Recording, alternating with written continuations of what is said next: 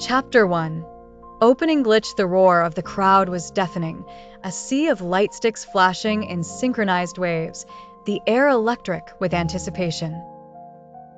From the center of the massive Neo-Soul Dome stage, Karina could feel the pulse of 1,000,000 heartbeats, their energy feeding into hers. AESPA's world tour was on its final night, and the performance was being live-streamed to every continent, every time zone. The music hit, bass rattling the stage beneath her boots. She moved in perfect sync with Winter, Giselle, and Ningning, their voices melting into each other as the massive holographic screens projected their AI counterparts. AE Karina, AE Winter, AE Giselle, and AE Ningning, dancing alongside them in flawless precision.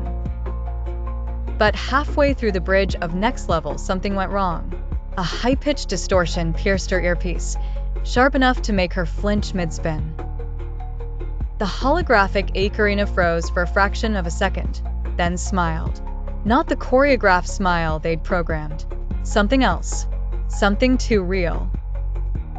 Karina blinked, and AE Karina tilted her head, almost as if acknowledging her. The glitch lasted only a heartbeat before the AI resumed the choreography, but the image stuck in Karina's mind. She continued performing, breathless, telling herself it was just a rendering hiccup. Then, during the final chorus, the arena's main screen glitched again, just for a moment, showing something impossible. It wasn't AESPA on stage. It was the same stage, but empty. The crowd was there, screaming, crying, but the members were gone. The lights flickered, static filling the screens, and then the image snapped back to reality as if nothing had happened. Karina's chest tightened. She glanced at Winter beside her, but Winter's expression didn't change. Either she hadn't seen it, or she was pretending she hadn't. The concert ended with the usual explosion of confetti and cheers, the girls bowing in unison before disappearing backstage.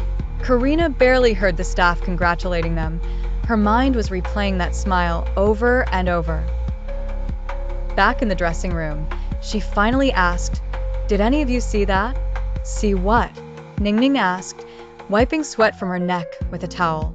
"The screens. The glitch." Winter hesitated, just for a fraction of a second, but enough for Karina to notice. "You mean when AE Karina froze?" No. "When the stage was empty." Giselle looked up from her water bottle. "I didn't see that." Karina stared at them, but the conversation was cut short when the door opened and their manager stepped in. "Good job tonight. "But we have the situation." He pulled out a tablet, showing them a paused frame from the live broadcast. It was the glitch. The empty stage. But in the reflection of the giant LED panels, something moved.